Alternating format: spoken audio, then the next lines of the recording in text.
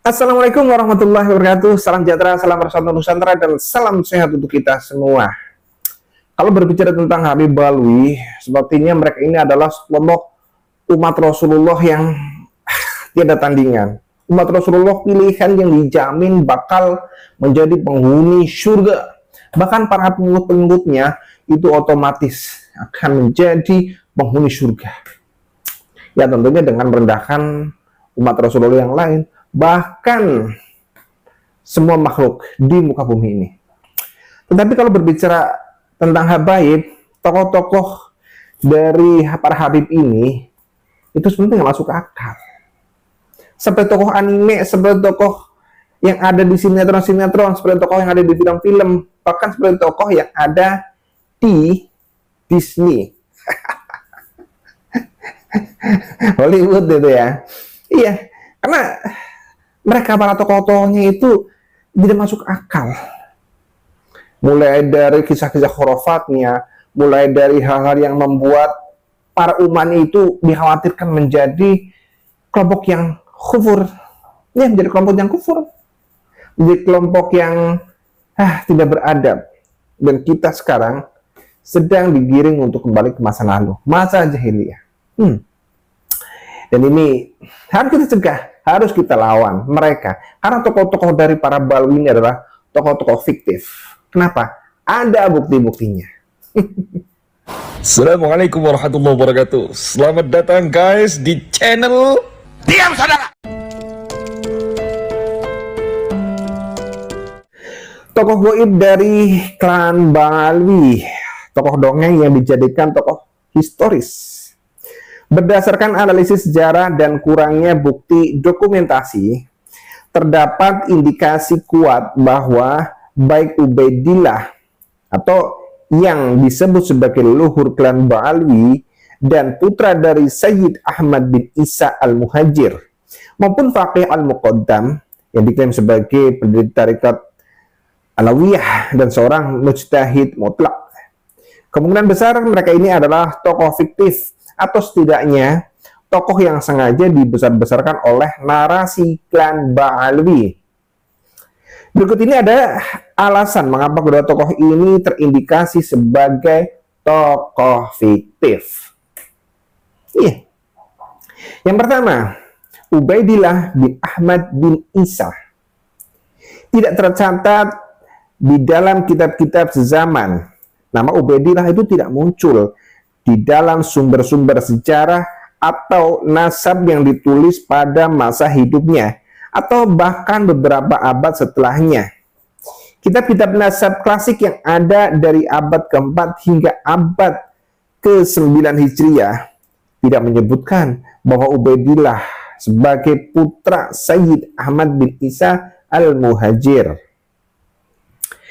Kedua, tidak ada catatan tentang perpindahan Ahmad bin Isa ke Yaman. Tidak ada bukti sejarah yang mencatat perpindahan Sayyid Ahmad bin Isa dari Irak ke Yaman dan penggunaan gelar Al-Muhajir sebagai tanda hijrah ke Yaman. Hal ini menganggap asal-usul Ubaidillah yang dianggap sebagai keturunan langsung dari Ahmad bin Isa. Ketiga, pertama kali disebut di dalam kitab internal Ba'alwi, nama Ubaidillah dan keterangan tentang keluarganya baru muncul di dalam kitab Al-Burqah Al-Musyiqah karya Abu Bakar Al-Syaqran pada akhir abad ke-9 Hijriah yang ditulis oleh ulama dari klan Ba'alwi sendiri. Hal ini menunjukkan bahwa tokoh tersebut mungkin baru dikonstruksi pada masa itu untuk mendukung klaim nasab. Jadi tokoh itu sengaja diada-adakan untuk memperkuat tentang nasab mereka, bahwa kisah-kisah atau ya sejarah dalam kitab sejarahnya itu bahwa Isa al-Muhajir itu adalah seorang yang hijrah dari Irak ke Yaman. Yang dua-duanya di kitabnya itu tidak ada. Kemudian baru muncul setelah sekian abad. Dan itu demi kemasyhuran di internal mereka. Yang berikutnya itu adalah tokoh yang sangat sakti mandraguna. Kesaktiannya itu melebihi pahlawan-pahlawan yang ada di anime, pahlawan-pahlawan yang ada di Hollywood, yang ada di Disney. Bahkan Superman, Power Rangers, Spiderman, dan lain sebagainya. Avengers, itu semua kalah. Apalagi Gatot Koco. Itu pasti kalah. Dia adalah faqih al-muqaddam. Yang pertama, tidak ada karya tulis atau dokumentasi dari ulama zaman, meskipun diklaim sebagai seorang mujtahid mutlak. Faqih al-muqaddam tidak meninggalkan karya tulis apapun. Sebuah fakta yang sangat janggal jika dia benar-benar seorang ulama besar di masanya. Kalau ada tempatnya di mana, makamnya di mana, dulu meninggalkan apa, misalkan beberapa pesantrennya, mahadnya apa, kitab-kitabnya apa. Klik, klik, klik, klik. Ulama yang diakui sebagai mujtahid mutlak biasanya meninggalkan kitab-kitab penting yang dijadikan referensi di dalam hukum Islam. Yang kedua, tidak disebut dalam literatur ulama terkenal zaman. Faqih al-muqaddam tidak pernah disebut oleh ulama besar yang hidup di masanya atau di sekitar masa hidupnya, seperti Ibnu Hajar al-Asqalani, Ibnu Khaldun, atau ulama Yaman terkenal lainnya. Jika dia benar-benar seorang tokoh ulama penting, setidaknya ada referensi dari ulama lain pada periode itu. Kalau ini si muqaddam, si faqih, zong. Yang ketiga, tidak ada pengaruh yang nyata dalam tarekat atau mazhab. Klaim bahwa faqih muqaddam adalah pendiri thariqah atau tarekat Alawiyin. Ya, thariqah Alawiyah, thariqah Alawi. Jadi mereka ini terlihat sekali. Ya, orang bodoh sekalipun itu pasti akan bisa menyimpulkan, tokohnya ini siapa sih? Tokoh ini siapa? Ada karyanya apa enggak? Kalau untuk makam-makam sih ya bisa lah. Kalau untuk Bawi itu kan untuk mendirikan makam-makam palsu itu banget yang gampang.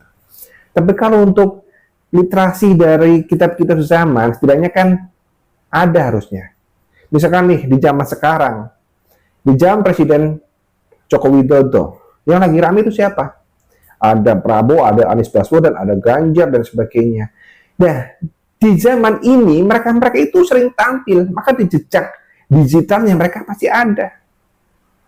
Kalau di zaman Jokowi kok mengatakan bahwa ada nih yang namanya Presiden Soekarno yang nggak bakalan ketemu karena beda zaman.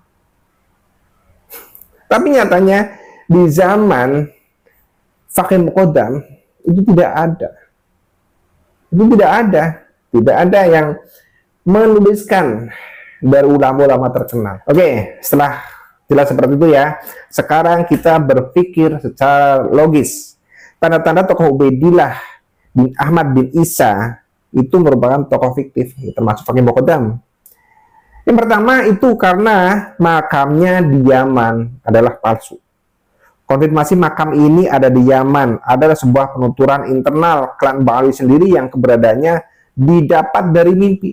Jadi makamnya faqih muqaddam, makanya Isa al-Muhajir, Ubaidillah bin Ahmad bin Isa al-Muhajir itu didasarkan dari mimpi gitu. Oh, mimpi, ada sinar di sana. Oh, makamnya ada di Yaman. Makam lewat mimpi. Mimpinya siapa?